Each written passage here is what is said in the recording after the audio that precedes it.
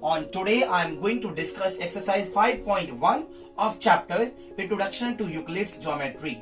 Okay beta, the basic and fundamental is discussed by Babita ma'am to you, and on today myself Mohit Verma discuss exercise 5.1. So I hope you are understanding every type of concept in a very clear way. Okay, so let's start. Question number 1. Which of the following statements are true and which are false? Give reasons for your answers. Which of the following statements? तो बेटा question समझिए, question क्या कह रहा है कि कौन से which of the following statement, जो स्टेटमेंट आपको दिए गए हैं वो कौन कौन से ट्रू हैं, कौन कौन से सत्य हैं और कौन कौन से असत्य हैं. Give reason for your answer. सिर्फ इतना ही नहीं कि आपने ट्रू लिख दिया तो उसका आपको रीजन भी देना पड़ेगा बेटा कि वो ट्रू है तो वो ट्रू क्यों, अगर वो फॉल्स है तो वो फॉल्स क्यों. तो number 1, only one line can pass through a single point. Okay, the question is depicting to you what? Only one line can pass through a single point. सिर्फ एक ही लाइन पास हो सकती है एक सिंगल पॉइंट से. तो बेटा एक पॉइंट लिया मैंने, ये कह रहा है सिर्फ एक ही लाइन पास हो सकती है. तो क्या आपको लगता है ये ट्रू है? बिल्कुल भी नहीं. It is false. It is false. But the reason is arising. Why? क्यों? Now I am rubbing this part because we can draw infinite number of lines through a single point. Okay, through a single point. इसका मतलब बेटा क्या हुआ कि हम एक point से सिर्फ एक ही लाइन नहीं, infinite number of lines. Okay, infinite number of lines हम ड्रॉ कर सकते हैं. So again I am telling you this statement is false. Okay, now I am going to discuss part number 2. So my dear students, what is the second part saying to you? There are infinite number of lines which pass through two distinct points. तो बेटा कह रहा है कि infinite number of lines यानी असीमित रेखाएं जा सकती हैं किससे? टू डिस्टिंक्ट पॉइंट से. अगर दो डिस्टिंक्ट पॉइंट है, डिस्टिंक्ट पॉइंट का मतलब बेटा दूरी पर दो पॉइंट लगाए गए हैं, एक पॉइंट ये और एक ये पॉइंट. ओके, तो इन्फिनिट नंबर ऑफ लाइन जा सकती हैं, बहुत सारी जा सकती हैं. कैसे चली जाएंगी भाई? कोई क्या जादू होने वाला है? ओके, नहीं जा सकती. तो बेटा टू डिस्टिंक्ट पॉइंट से सिर्फ कितनी लाइन जाएगी? Only one. Okay, so the statement is again false because a single line can pass through two points. Clear बेटा? False because a single line छूट गया यहाँ पर. Because a single line can pass, single line जा सकती है through two point से. Okay, through two points और थ्रू टू डिस्टिंक्ट पॉइंट लिख देना है क्योंकि क्वेश्चन में बेटा डिस्टिंक्ट पॉइंट्स ही आ रहा है. ठीक है, through two distinct points. I hope आपके बहुत अच्छे से क्लियर है ये वाला पार्ट भी. ठीक है, कुछ था नहीं कि 2 पॉइंट से उसे कितनी लाइन पास हो सकती है. ये कह रहा है कि इनफाइनाइट. तो इनफाइनाइट तो बिल्कुल नहीं हो सकती किसी भी कीमत पर. 2 पॉइंट से सिर्फ एक ही लाइन पास होगी बिकॉज अ सिंगल लाइन, और we can say that a unique line. Okay, एक सिंगल लाइन और एक यूनिक लाइन पास हो सकती है 2 पॉइंट से. तो चलते हैं बेटा थर्ड पार्ट पर इसके. So my dear students, third part, a terminated line can be produced indefinitely on both the sides. एक टर्मिनेटेड लाइन का मतलब होता है सीधी लाइन प्रोड्यूस की जा सकती है दोनों तरफ से. Can be produce इंडेफिनिटली on both the sides. Okay, यानी कि अगर एक लाइन खींची हुई है, ठीक है, सीधी, तो उसको प्रोड्यूस किया जा सकता है दोनों तरफ से. तो बेटा ये तो ट्रू है, बिल्कुल किया जा सकता है. It is true because it is fact that we can produce the line on both the sides. यानी कि उसके इनिशियल पॉइंट से भी और उसके फाइनल पॉइंट से भी. ओके, समझ में आ गया? उसके इनिशियल पॉइंट से भी इधर की साइड लेफ्ट साइड से प्रोड्यूस कर सकते हैं लाइन को, और उसके राइट साइड से भी प्रोड्यूस कर सकते हैं. अब चलते हैं बेटा पार्ट नंबर 4 पर. हेलो बेटा, अब चलते हैं पार्ट नंबर 4 पर. If two circles are equal then their radii are equal. तो ये कह रहा है कि दो सर्कल इक्वल हैं होंगे जब उनकी रेडियाई भी इक्वल होंगी. इसका मतलब क्वेश्चन कह रहा है if two circles are equal, यानी कि 2 सर्कल इक्वल हैं. इफ 2 सर्कल्स आर इक्वल, एक सर्कल ये, सर्कल नंबर 1, सर्कल नंबर 2. तो बेटा ये इक्वल तभी है जब उनकी रेडियाई भी इक्वल है. रेडियाई का मतलब समझ गए? जो रेडियस होता है रेडियस की प्लूरल होता है रेडाई वर्ड। तो बेटा इसकी जब समझो ये 4 सेंटीमीटर है, ये भी 4 सेंटीमीटर है, तो ये इक्वल होंगे, obviously true, because if two circles are equal then their radii are also equal. If true, because if two circles are equal, क्यों? Because क्योंकि यदि दो equal two circles are equal, okay, two circles are equal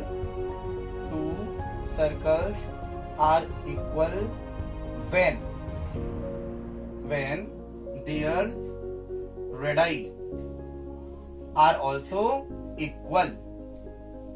okay बेटा, because if two circles are equal, दो equal हैं जब उनकी radii भी इक्वल ही हैं, if the radiis are also equal, तो बेटा उनका एरिया इक्वल है, उनकी रेडाई इक्वल है, उनकी सरकमफ्रेंस इक्वल है, ठीक है। तो इसका मतलब जब ये सरकमफ्रेंस 2 पाई आर है तो ये भी 2 पाई आर है, ठीक है।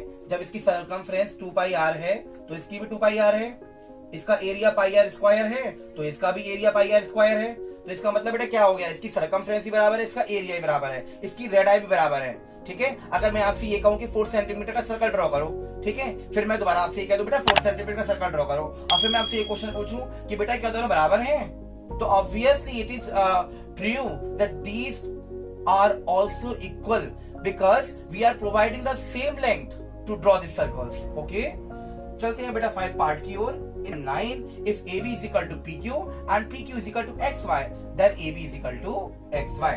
ये कह रहा है अगर AB PQ के बराबर है, अगर AB PQ के बराबर है, PQ XY के बराबर है, ये वाली लेंथ इसके बराबर है, PQ XY के बराबर है, तो क्या AB XY के बराबर है? AB XY के बराबर है। ऑब्वियसली अगर बेटा आप इन दोनों इक्वेशन को कंपेयर करते हो कि AB PQ के बराबर है, ठीक है, और PQ XY के बराबर है, यानी AB बराबर PQ और PQ के बराबर XY, यानी तीनों आपस में बराबर, ठीक है। जब तीनों आपस में बराबर, ये इसके बराबर, ये इसके बराबर, इसका मतलब ये भी तो इसके बराबर हुई फिर। ओके, तो therefore AB is also equal to XY। Understood? क्योंकि AB PQ के बराबर है, PQ XY के बराबर है, और ये दोनों आपस में क्या हो गई, बराबर। तो इसका मतलब इसका आंसर क्या आ गया? Answer it is true, it is true, because we can say that if AB is equal to PQ or and PQ is equal to XY, then if AB is equal to PQ and PQ is equal to XY, then we can conclude easily that AB equal to PQ। Okay, तो बेटा clear हो गया होगा। जब ये इसके बराबर है, ये इसके बराबर है, इसका मतलब ये भी इसके बराबर है। अगर मैं आपसे ये कहूं मेरे पास बेटा 3 markers are there, I have 3 markers are there now at this point, okay, and this is the length of suppose that 8 centimeter, and again this is the length of again 8 centimeter, and this is also the 8 centimeter। okay, ये वाला जो marker है ये इसके बराबर है, ये वाले मार्कर की लेंथ इसके बराबर है, ठीक है, समझ में आ रहा है ना। इस मार्कर की लेंथ इसके बराबर और इसकी इसके बराबर, तो इन दोनों की लेंथ ऑब्वियसली बराबर। तो बेटा कुछ ऐसे ही हमारा क्वेश्चन इंडिकेट कर रहा है। तो आई होप आपके बहुत अच्छे से क्लियर हो गया है। अब चलते हैं क्वेश्चन नंबर 2 की ओर। एंड माय डियर स्टूडेंट, चलते हैं क्वेश्चन नंबर 2 की ओर। बेटा what is the question saying to you, please listen this question very carefully now at this approach. Give a definition for each of the following terms. Are there other terms that need to be defined first? What are they and how am I to define them? Give a definition for each. इसका मतलब बेटा सभी की परिभाषा दीजिए, हर एक की परिभाषा दीजिए। और द फॉलोइंग टर्म्स, आपको टर्म्स दी गई हैं। Are there other terms that need to be defined first? क्या कोई और भी टर्म्स हैं जो कि आप जब डिफाइन करते समय कोई ऐसा वर्ड आया है जिसे आपको डिफाइन करना जरूरी है? व्हाट आर दे, आखिरकार वे कौन है? How am I to define them, आप उन्हें कैसे डिफाइन कर सकते हो? तो बेटा फर्स्ट है आपका parallel lines. What are parallel lines? पहला कॉन्सेप्ट आ रहा है हमारा, पैरेलल लाइंस होती क्या है। तो basically I want to tell you that बेटा पैरेलल लाइंस, ठीक है, तो मैं आपको अच्छे से बताऊंगा, क्लियर करूं कि ये मेरी जो लाइंस हैं ये हो रही क्या शो हो रही हैं, पैरेलल। हाउ? क्योंकि बेटा इसका जो डिस्टेंस है, यानी कि जो इसका मिड बिटवीन जो डिस्टेंस है इसका, ठीक है, वो मेरा क्या है, वो मेरा इक्वी डिस्टेंट है, ठीक है, ये इक्वी डिस्टेंस है मेरा, इक्वी डिस्टेंस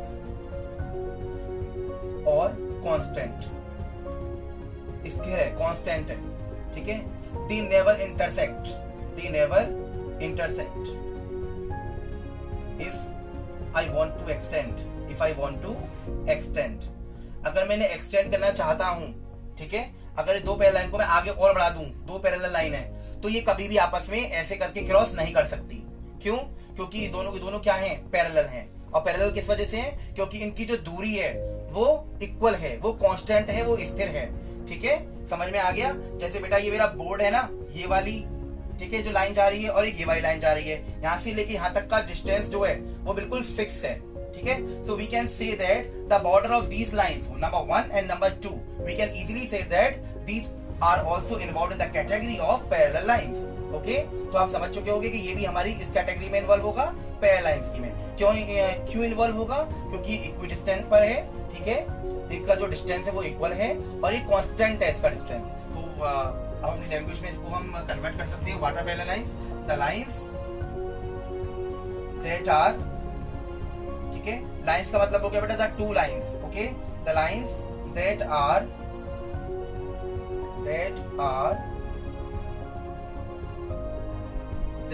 equidistant या equidistant और constant, and they never intersect at each other after extending or producing, okay, after extending the lines, okay, after extending the line, the lines that are equidistant, जो equidistant है हमारी, the two lines are parallel, so these lines are known as parallel lines। ऐसी lines को बेटा क्या कहेंगे? Parallel lines. The lines that are equidistant, वो line जो कि इक्विडिस्टेंट है या कांस्टेंट पर है, ठीक है, are in equidistant, the lines that are in equidistant और constant, okay, and they never intersect at each other, जो कभी नहीं इंटरसेक्ट करती आपस में, आफ्टर एक्सटेंडिंग द लाइंस, इनको एक्सटेंड करने के बाद भी। So these lines are known as parallel lines. ऐसी लाइंस को बेटा क्या कहा जाता है? Parallel lines. अच्छा, what do mean by line? अगर मैं आपसे ये कहूं कि लाइन क्या होती है, जैसे आपसे भी ये कहा गया था कि आर देयर अदर टर्म्स, कुछ ऐसी टर्म्स भी आती हैं जो कि आप डिफाइन करनी जरूरी है। जैसे मैंने कह दिया लाइन, तो what is the definition of line? तो बेटा लाइन क्या होती है? तो इसे क्या कह सकते हैं? It is involved in breathless category, okay. ये कौन सी कैटेगरी में इन्वॉल्व होता है? ब्रेथलेस, क्योंकि इसकी कोई ब्रेथ नहीं होती, इसकी कोई चौड़ाई नहीं होती, ठीक है। जो हमने एक लाइन खींच दी, मान लो पतली सी लाइन खींच दी, तो उसे क्या बहुत, अगर मान लो मैंने बहुत शार्प पेंसिल से लाइन खींची है, बहुत शार्प पेंसिल से, तो कितनी चौड़ाई नापोगे बेटा आप उसकी? क्या आप उसे नाप सकोगे? तो बेटा it is involve in the breathless category, ये हमारी ब्रेथलेस कैटेगरी में इन्वॉल्व होती है। चलते हैं बेटा परपेंडिकुलर लाइन की ओर। तो बेटा सेकंड पार्ट है मेरा परपेंडिकुलर लाइंस, ओके। तो what do you mean by perpendicular line? Perpendicular line बेटा कौन सी होती है? अगर मान लो एक लाइन ये है और एक लाइन ये, ठीक है, ये हमारी परपेंडिकुलर लाइन हो गई। क्यों लाइन परपेंडिकुलर हो गई? क्योंकि ये लाइन अगर ये ए बी है और ये C D,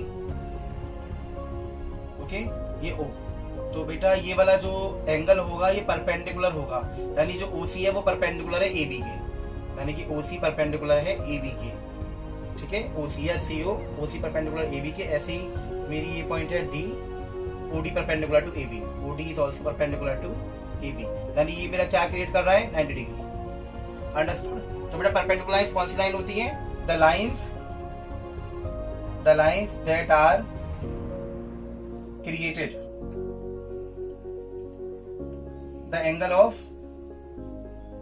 90 degree as we are seeing in the figure, figure are known as perpendicular lines, are known as perpendicular lines. Okay बेटा, वो लाइंस जो कि क्रिएटेड करती हैं एंगल 90 डिग्री का एंगल बनाती हैं, ठीक है। जैसे कि हमारा BOC 90 डिग्री है, AOC 90 डिग्री है, DOA 90 डिग्री है, BOD इज ऑल्सो 90 डिग्री। यानी वो लाइन जो कि क्रिएट करती है एंगल ऑफ 90 डिग्री को 90 डिग्री एंगल बनाती हैं, जैसा कि हम फिगर में देख रहे हैं, वो लाइन हमारी परपेंडिकुलर लाइन कही जा सकती हैं। तो बेटा कोई ऐसी टर्म है जो कि आपको नजर आ रही हो कि हमें डिफाइन करनी है इस वाले में? लाइन है बेटा एक, तो लाइन तो मैं अभी आपको डिफाइन कर चुका, ठीक है, ब्रेथलेस वाला जो बताया था। एंगल कर लो, वैसे करना चाहो तो आप इसे, एंगल क्या होता है, ठीक है। तो बेटा एंगल क्या कहेंगे, एंगल बनेगा कब? पहले तो आप फिगर से समझा करो, फिगर से हम लैंग्वेज बना सकते हैं। अगर एक कॉमन पॉइंट है, ठीक है, इसको मैंने इधर से डायरेक्शन दे दी, इधर से डायरेक्शन दे दी, ओके, तो क्या बन गया मेरा एंगल, ठीक है। तो इसमें हम क्या बना सकते हैं, ये कहा जा सकता है, फर्स्ट ऑफ ऑल नोट देना है O and A and B, okay. ये मैंने नाम दे दिया बेटा इसको। तो एंगल को मैं किस तरीके से परिभाषित कर सकता हूं यहाँ पर, the angle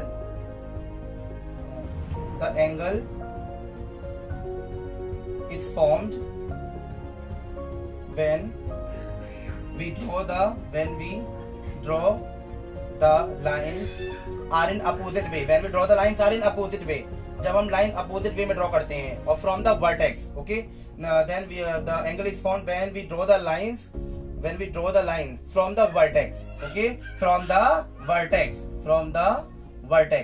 okay, from the vertex. The angle is formed when we draw the line from the vertex. we कह सकते हैं बेटा कि लाइन एंगल फॉर्म तब करेंगे जब the angle is formed when we draw the line from the vertex, okay. तो angle कब फॉर्म होगा, जब हम लाइन को ड्रॉ करेंगे कैसे, फ्रॉम द वर्टेक्स, ओके। तो ये हमारा यहाँ पर क्लियर हो गया बेटा। मैं आपको यहाँ पर रेड मार्क दे रहा हूँ, नंबर 3rd पर, नंबर 4th पर और नंबर 5th पर, ओके बेटा। तो ये मैंने 3rd, 4th, 5th पर आपको मार्क दिए हैं। you have to do these defines at home, okay, and if you have any query regarding this work, so you can discuss freely, okay, by the telephone calls. तो बेटा आज के लिए आपका यही वर्क है, ठीक है। आई होप आपके बहुत अच्छे से समझ में आ गया होगा आज का वर्क। तो बेटा जैसा मैं हमेशा कहता हूँ, लाइक करिएगा मेरे चैनल को, सब्सक्राइब करिएगा। Thank you.